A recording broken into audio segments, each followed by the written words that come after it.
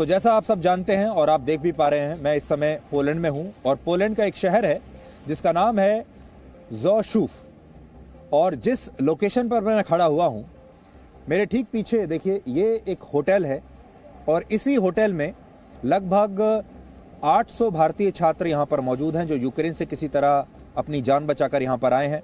और आप मेरे पीछे इनको देख भी सकते हैं। ये सारे छात्र अब यहाँ से धीरे धीरे करके जाने की तैयारी कर रहे हैं।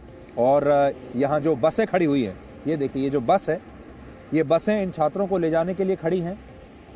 और धीरे धीरे ये सब छात्र इन बसों में बैठेंगे और थोड़ी देर के बाद ये एक स्पेशल फ़्लाइट द्वारा जो भारत सरकार ऑपरेशन गंगा के तहत चला रही है, फिर ये अपने अपने घर पहुंच जाएंगे। तो मैं ठीक उसी जगह पर हूं और इन छात्रों से मैंने मुलाकात की है, बात की है, आपकी भी मैं बात करवाऊंगा। तो ये जो जगह है, ये यूक्रेन की सीमा से सिर्फ 165 किलोमीटर दूर है, जहां पर मैं इस समय खड़ा हुआ हूं। जबकि यूक्रेन में स्थित यूरोप का सबसे बड़ा न्यूक्लियर पावर प्लांट ज़ैपोरिज़िया जो जगह है, वो यहाँ से 1000 किलोमीटर दूर है, जहाँ इस समय हम मौजूद हैं। लेकिन अगर इस पावर प्लांट से, न्यूक्लियर पावर प्लांट से परमाणु रिसाव हो गया, तो फिर ये जगह जहाँ हम हैं इस समय, जहाँ मैं खड़ा हूँ, ये बिल्कुल सुरक्षित नहीं रहेगी और ये पावर प्लांट यूरोप के कई देशों में तबाही ला सकता है।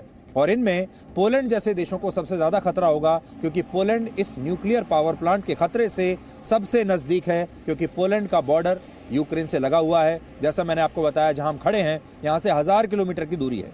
सबसे पहले आज आप ये तस्वीरें देखिए। यूक्रेन का आरोप है कि आज सुबह रशिया की सेना ने बड़े सुनियोजित तरीके से इस न्यूक्लियर पावर प्लांट पर हमला किया और इस दौरान यूक्रेन और रशिया के सैनिकों के बीच बहुत देर तक सैन्य संघर्ष चला। इस दौरान भारी गोलाबारी हुई है और इस न्यूक्लियर पावर प्लांट के बाहरी क्षेत्र में तेज बम धमाकों की आवाज़ सुनी गई। दावा है कि इस सैन्य संघर्ष की वजह से इस प्लांट के परिसर में न्यूक्लियर रिएक्टर के पास आग लग गई, जिसने पूरे यूरोप को इस समय चिंता में डाल दिया है।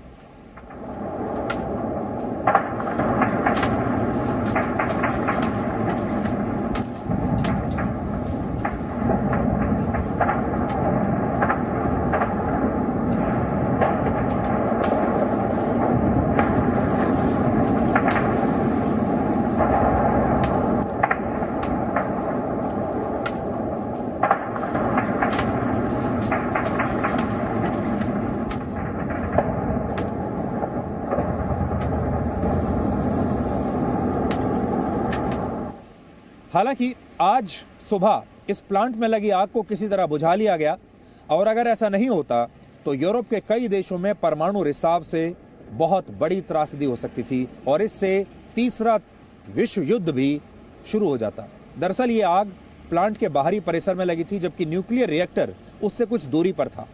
न्यूक्लियर रिएक्टर ट्यूब के आकार की उस यूनिट को कहते हैं जिससे बिजली का उत्पादन होता है। और अगर ये आग इन रिएक्टर्स तक पहुंच जाती तो इनमें विस्फोट होता और न्यूक्लियर रेडिएशन वातावरण में घुल जाता और ये खतरनाक रेडिएशन सिर्फ यूक्रेन तक सीमित नहीं रहता, बल्कि यूरोप के कई देश इसकी चपेट में आ जाते। हालांकि आग बुझने से ऐसा कुछ हुआ नहीं, लेकिन इस घटना ने यूरोप के देशों की चिंता को ज़रूर बढ़ा दिया है। पोलैंड के लोग तो खास तौर पर इस घटना के बाद से बहुत चिंतित हैं, और वो इसलिए भी क्योंकि दक्षिण पूर्वी यूक्रेन में स्थित ये यूरोप का सबसे बड़ा न्यूक्लियर पावर प्लांट है और यहाँ पर 6 न्यूक्लियर रिएक्टर्स मौजूद हैं। ये संख्या कितनी ज़्यादा है, इसका अंदाज़ा आप इस बात से लगा सकते हैं कि हमारे देश में कुल मिलाकर 12 न्यूक्लियर रिएक्टर्स हैं, जबकि यूक्रेन के इस अकेले पावर प्लांट में ही 6 न्यूक्लियर रिएक्टर्स लगे हैं। न्यूक्लियर पावर प्लांट का मतलब ये नहीं है कि यहाँ परमाणु बम और हथियार बनते हैं। दरअसल ये वो प्लांट्स होते हैं जहाँ न्यूक्लियर रिएक्टर्स से बिजली का उत्पादन होता है। और बड़ी बात यह है कि इस पावर प्लांट से यूक्रेन को उसकी ज़रूरत की 25% बिजली मिलती है यहीं से। और यूक्रेन का आरोप है कि अब इस प्लांट पर रशिया का पूरा कब्जा हो चुका है, जबकि रशिया का आरोप है कि इस प्लांट में आग खुद यूक्रेन की सेना ने लगाई है। यानी रशिया इस समय बहुत गंभीर आरोप लगा रहा है। उसके मुताबिक यूक्रेन ने यूरोप के देशों का ध्यान खींचने के लिए, अपनी छवि बनाने के लिए, उन पर दबाव बनाने के लिए जानबूझकर इस प्लांट में आग लगा दी, ताकि अमेरिका और दूसरे पश्चिमी देशों में डर की स्थिति पैदा हो जाए, लोग पैनिक कर जाएं। इसे आप यूक्रेन के राष्ट्रपति ज़ेलेंस्की के इस बयान से समझ सकते हैं। आज जब ये खबर आई कि इस प्लांट में आग लगी हुई है, तब ज़ेलेंस्की ने ट्विटर पर लिखा कि अब यूरोप को नींद से जाग जाना चाहिए। ज़ेलेंस्की ने एक वीडियो संदेश जारी करके अमेरिका जैसे देशों से इमरजेंसी मदद की मांग की। Якщо буде вибух, це кінець всім, кінець Європі, це евакуація Європи. Тільки негайні дії Європи можуть зупинити російські війська. Не допустіть загибелі Європи від катастрофи на атомній станції. Вы должны помнить свечение над разрушенным энергоблоком. Вы должны помнить эвакуацию из Припяти и 30-километровой зоны. Как же можно это забыть? А если вы не забыли, то вам нельзя молчать. ज़ेलेंस्की और यूरोप की सरकार का आरोप है कि अब भी इस न्यूक्लियर पावर प्लांट पर रशिया की सेना का कब्जा है, और अगर यह आरोप सही है तो अब तक रशिया यूक्रेन के 2 बड़े पावर प्लांट्स को अपने नियंत्रण में ले चुका है। इससे पहले उसने चेर्नोबिल न्यूक्लियर प्लांट पर भी कब्जा कर लिया था, और ऐसा कहा जा रहा है कि अब रशिया के ही वैज्ञानिक और उनके कर्मचारी चेर्नोबिल के प्लांट को भी नियंत्रित कर रहे हैं।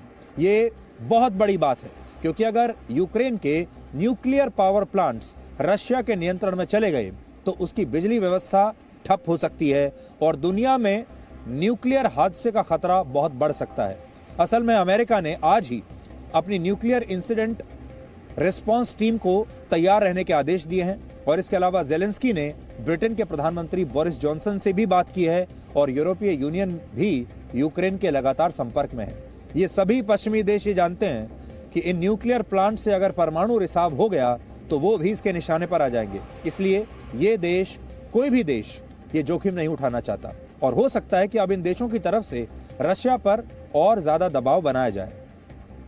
एक और बात है, अगर इन न्यूक्लियर पावर प्लांट्स पर फिर से रशिया और यूक्रेन की सेना के बीच संघर्ष हुआ तो न्यूक्लियर रिएक्टर्स में विस्फोट का खतरा बढ़ जाएगा। और आज ही यूक्रेन ने बताया है कि अगर ज़ेपोरिजिया के प्लांट में ऐसा कोई भी विस्फोट हुआ तो ये घटना 1986 की चेर्नोबिल न्यूक्लियर दुर्घटना से 10 गुना ज्यादा खतरनाक होगी। आप याद कीजिए 1986 में भी जब सोवियत संघ का विघटन नहीं हुआ था, उस समय सोवियत रूस की सेना ही चेर्नोबिल प्लांट का संचालन करती थी, लेकिन उस समय एक सेफ्टी ड्रिल के दौरान न्यूक्लियर रिएक्टर में विस्फोट हुआ था और इसके बाद न्यूक्लियर रेडिएशन ने हजारों लोगों की जान ले ली थी। आज पोलैंड के जिस ज़ेशुफ शहर से आप मुझे देख रहे हैं, उस शहर में भी तब बहुत परमाणु रिसाव का असर देखा गया था। ये वही जगह है जो चेर्नोबिल पावर प्लांट का रिसाव था, इसकी त्रासदी को ये शहर झेल चुका है। तो अब आप अंदाज़ा लगा सकते हैं, आज जब दूसरा न्यूक्लियर प्लांट रशिया के कब्जे में गया और उसमें आग भी लग गई, तो इस जैसे शहर में जो लोग हैं वो कितने पैनिक में, कितने डर में वो चले गए होंगे। न्यूक्लियर खतरे के बीच यूक्रेन पर रशिया की सेना का दबाव अब लगातार बढ़ता जा रहा है, और इसे आप इस नक्शे से समझिए। आज युद्ध का 9वां दिन है और रशिया की सेना ने अपनी कार्रवाई को पूरी क्षमता के साथ आज बढ़ा दिया है, यानी एस्केलेट कर दिया है। अब ब्लैक सी में रशिया की सेना बहुत मजबूत स्थिति में है। दक्षिणी यूक्रेन के खरसोन इलाके पर रशिया ने अपने नियंत्रण का आधिकारिक ऐलान कर दिया है, और दक्षिण पूर्वी यूक्रेन के मरियोपोल में भी लड़ाई अब अंतिम चरण में है, और रशिया का दावा है कि यहाँ भी ज्यादातर इलाके उसके कंट्रोल में आ गए हैं। मैरियोपोल के डिप्टी मेयर ने नेटो देशों से अपील की है कि वो यूक्रेन में अपनी सेनाओं को जल्दी भेजें, वरना यूक्रेन के हजारों नागरिक मारे जाएंगे। पूर्वी यूक्रेन में भी रशिया की सेना ने डोनेत्स्क और लुहांस्क जैसे क्षेत्रों पर कब्जा कर लिया है, और ये वही दोनों क्षेत्र हैं जिन्हें पुतिन ने स्वतंत्र राष्ट्र के रूप में मान्यता दे दी थी। इसके अलावा डॉनबास में भी रशिया की सेना अंतिम दौर की लड़ाई लड़ रही है, और यूक्रेन की सरकार ने खुद माना है कि इस क्षेत्र में रशिया ने अपना कब्जा अब कर लिया है, और उत्तरी यूक्रेन के खार्किव के भी कई इलाकों पर रशिया की सेना का कब्जा हो चुका है, जबकि कीव की रशिया ने अभी तक पूरी घेराबंदी कर ली है। रशिया की सेना का 65 किलोमीटर लंबा काफिला कीव के प्रेसिडेंशियल पैलेस के अब और करीब पहुंच गया है, और ये काफिला तब तक कीव के बाहरी क्षेत्र में रुकेगा जब तक कीव के उत्तरी और दक्षिणी इलाकों पर रशिया की पैदल सेना का कब्जा नहीं हो जाता, और इसके लिए युद्ध में ज्यादा से ज्यादा इमारतों को अब निशाना बनाया जा रहा है, जो कि आपने तस्वीरों में भी देखा होगा।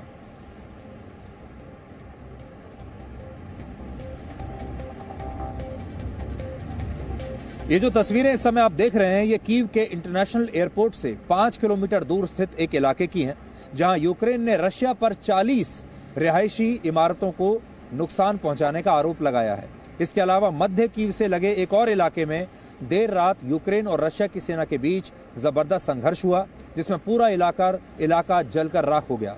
इस इलाके में एक साथ कई इमारतें नष्ट हुई हैं और यूक्रेन के कई सैनिक और नागरिक भी यहां पर मारे गए हैं।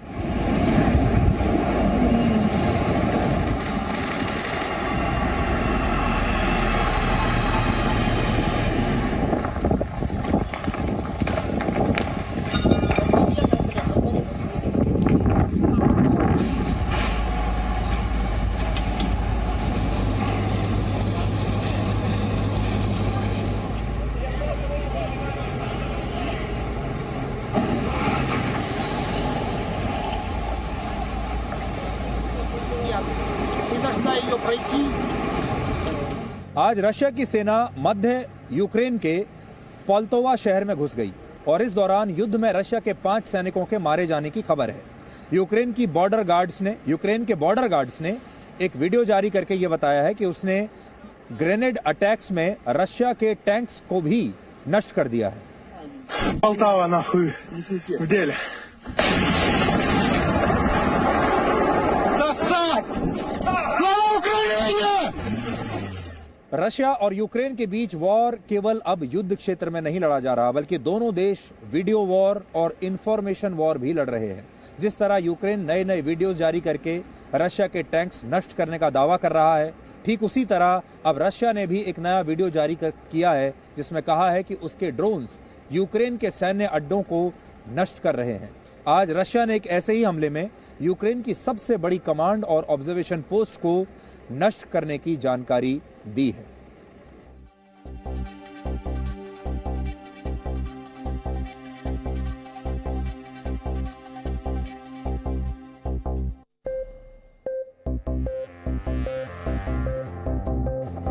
कुल मिलाकर अगर कहें तो पुतिन ने युद्ध को बहुत एस्केलेट कर दिया है, एक बहुत ऊंचे स्तर पर पहुंचा दिया है और कार्रवाई बहुत तेज हो गई है। हो सकता है जल्द रशिया की सेना मध्य कीव में सरकारी मंत्रालयों और प्रेसिडेंशियल पैलेस पर भी अपने नियंत्रण के लिए हमले शुरू कर दे।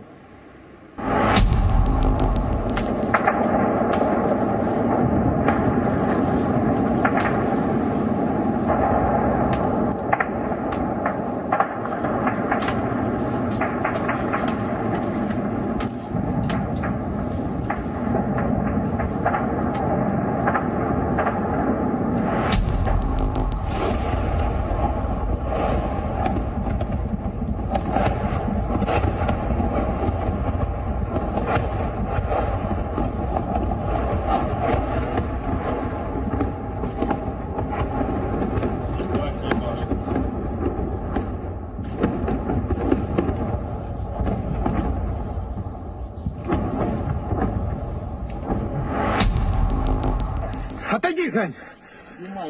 Полтава нахуй в деле.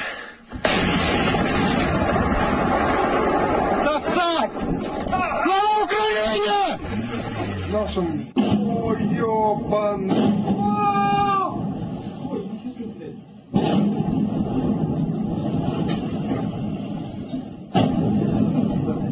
Ты такое видел, ебать?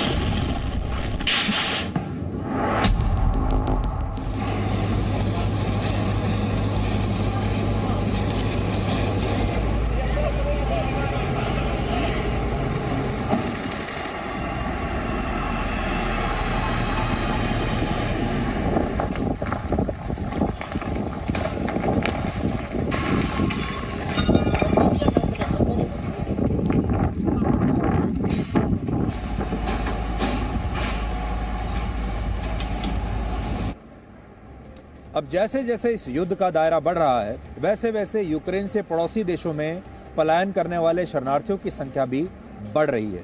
अब तक यूक्रेन से करीब 10 लाख लोग शरणार्थियों के तौर पर दूसरे देशों में भाग चुके हैं और इनमें भी सबसे ज्यादा 5,48,000 शरणार्थियों ने यहाँ जहाँ मैं खड़ा हूँ पोलैंड में प्रवेश किया है। इसके अलावा मोल्डोवा में अब तक लगभग 1 लाख शरणार्थी यूक्रेन से आ चुके हैं। रोमानिया में 51,000, स्लोवाकिया में 80,000, हंगरी में 1,33,000 और दूसरे यूरोपीय देशों में यूक्रेन के 88,000 लोग अब तक शरण ले चुके हैं। संयुक्त राष्ट्र का अनुमान है कि इस युद्ध के दौरान यूक्रेन के 40 लाख लोग दूसरे देशों में शरण ले सकते हैं। सोचिए 40 लाख कितनी बड़ी संख्या है। हालांकि यूक्रेन के बहुत सारे लोग ऐसे भी हैं जिन्होंने ये तय किया कि वो कुछ भी हो जाए अपना देश नहीं छोड़ेंगे। यूक्रेन के लवीव शहर में इस समय ऐसे बहुत सारे नागरिक बॉम्ब शेल्टर्स बना रहे हैं ताकि हवाई हमले होने पर भी वो अपनी जान बचा सकें। इसके अलावा लवीव में ही यूक्रेन के बहुत से युवा हथियार चलाने की ट्रेनिंग ले रहे हैं और उन्होंने अपने इलाकों में सड़कें खोद दी हैं ताकि रशियन टैंक्स वहां पर प्रवेश ही न कर पाए। तो ऐसे भी बहुत सारे लोग हैं यूक्रेन में जो युवा हैं, जो लड़ना चाहते हैं, जो भागना नहीं चाहते। तो ऐसे समय में देश में 2 तरह के नागरिक होते हैं। एक वो जो तुरंत भाग जाते हैं, दूसरे देशों में शरण लेते हैं। ऐसे परिवार होते हैं, जैसे पोलैंड में ही इस समय बहुत बड़ी संख्या में लोग आ रहे हैं। लेकिन कुछ लोग ऐसे भी हैं जो वहां रुककर अपने आखिरी दम तक लड़ाई लड़ना चाहते हैं। Presenting B News app, available on Google Play and App Store. Download it now.